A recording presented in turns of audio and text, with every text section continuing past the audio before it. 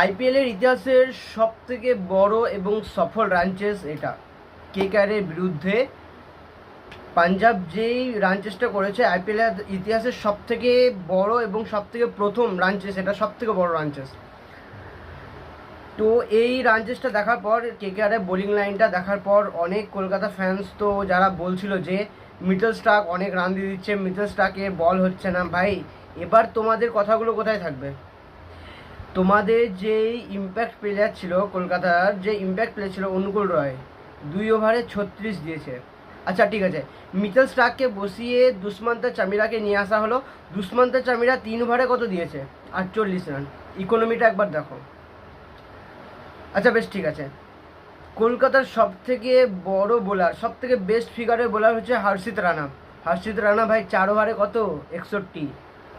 আচ্ছা, মিচেল স্টার্কের কথা উঠবে না এখানে? মিচেল স্টার্কের মতো